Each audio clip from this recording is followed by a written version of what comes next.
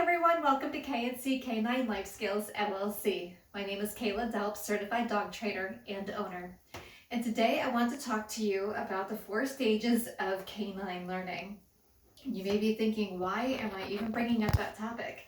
The reason for that is that so many people think that dogs just learn instantaneously, and they really don't. It's just like humans. Practice makes perfect, and as humans, we also need to go through those stages of learning as well. So today, here are the 4 stages of canine learning. Stage 1 is acquisition. And you'll see here, there's a note here, it says no verbal cues. When we start teaching our dogs any skill, we don't want to use verbal cues such as come, sit, down, stay, etc. Because at this point, it's like me saying to you, Auf Wiedersehen, if you don't speak German. But what it is acquisition is introducing desired behaviors using luring, prompting, and shaping. What that means is, in a lot of cases, you're using treats to shape those behaviors and luring and prompting. Rarely are you ever using toys, unless, of course, your dog happens to be a border collie, and in a lot of cases, they're a different story altogether. Stage 2 is automatic.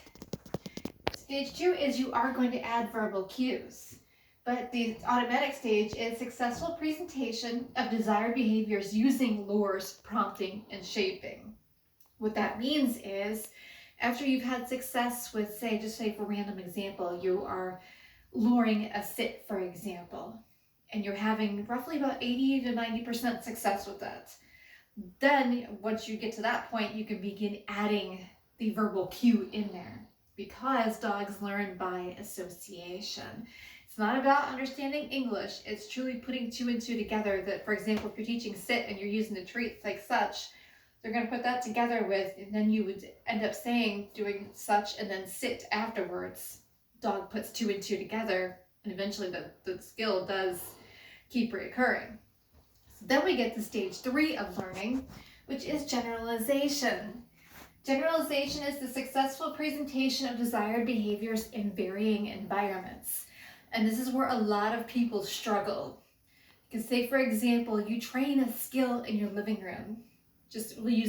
We'll stay with sit, for example, because it's the easiest one.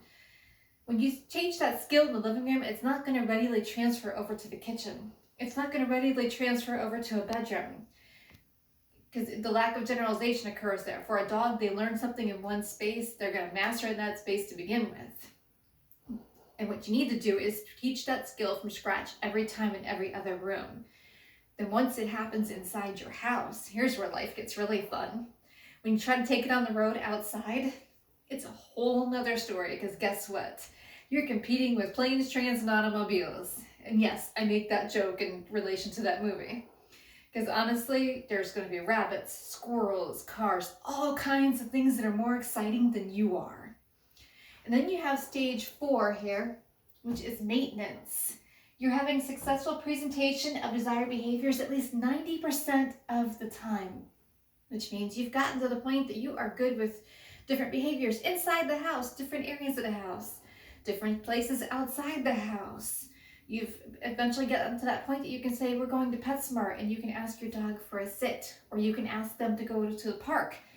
You ask for a sit at the park and you're successful. That's where the maintenance comes into play, because once you finish that initial training is a lifelong experience, and you're going to maintain that. So say roughly, every 10 sits, for example, you're going to treat it. Or for every 10 downs, or even for every 20 downs, or a sit, or a come, or what have you. It's just a continuing education for people that we need to maintain our skills as well. Because guess what happens? We get rusty. And then guess what happens? We don't look so hot at what we're supposed to know. And that's where a lot of people go wrong with their dogs too. They think that after the initial training is done, guess what? It doesn't matter anymore. And then people say, my dog just behaves like they don't know a thing. Why is this happening? Ignoring stage 4 of learning is the reason why a lot of that happens, is you're not maintaining those skills. So I hope you've enjoyed today's presentation about the 4 stages of learning. And just a few suggested tips for you. Be patient while you're going through the stages of learning. Because the more patient you are, the better things are going to be. Another helpful tip is you and your dog are learning together. Because for a lot of people, you're not going to know what I know with the 4 stages of learning, and your dog sure isn't either. You are learning together. For example, when you're doing leash manners, some dogs love you to be a chatterbox and just chat aimlessly as you're walking. Others are like, you know what?